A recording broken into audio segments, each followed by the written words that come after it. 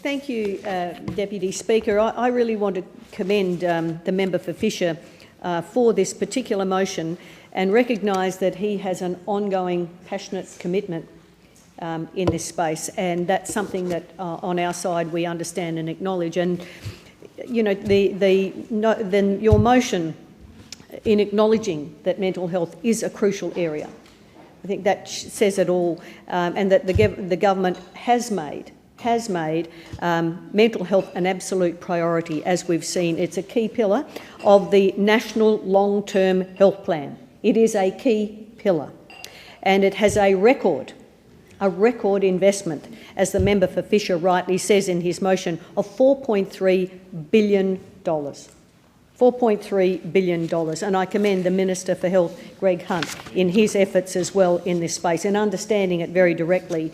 And we saw recent announcements as well, and I think the 5th National Mental Health and Suicide Prevention Plan, very sound initiative, and that delivered by this government, as well as funding for mental health research projects as part of the medical research announcements. All of those is layer upon layer upon layer of what we are doing in mental health across the various age groups as well.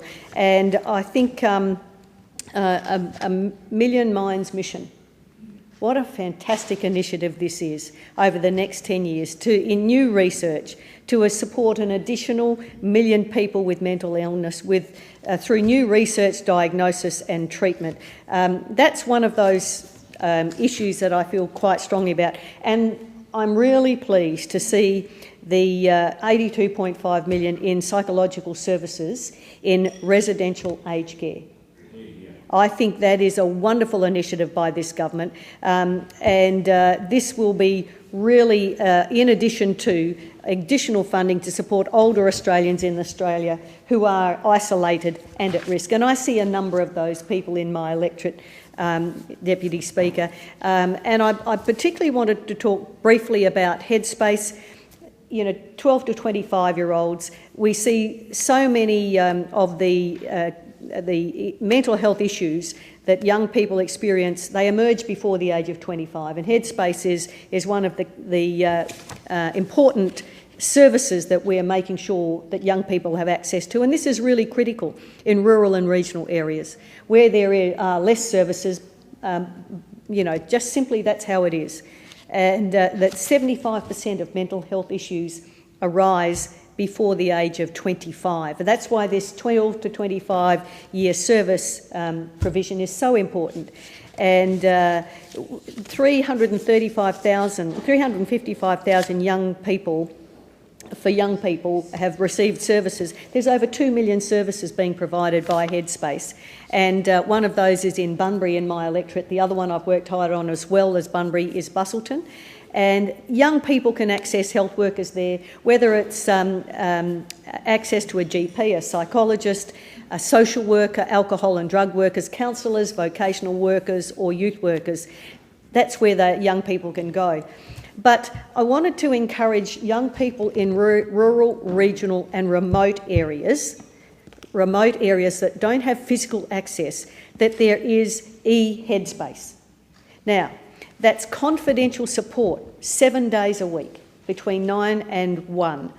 And those sessions can last 30 to 60 minutes. And this is really important. Not everybody is going to have a physical Headspace unit in the location where they need it. But so many of our great young people use the internet, use online. So, and this can prove to be a very useful support for young people in rural and remote areas. And I really commend this to young people. And I also recognise the mental health support we've provided to veterans. It's just been, groundbreaking in this space. I also wanted to talk briefly about some of the additional pressures that young people and people of all ages are finding that's reflecting in their mental health status about what is happening online.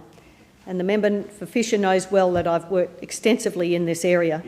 And I see this on a daily basis for people of all ages and the additional pressure this brings to their lives. Finally, can I acknowledge the extraordinary work of the Rural Financial Counselling Service that has saved so many lives in my Western Australia.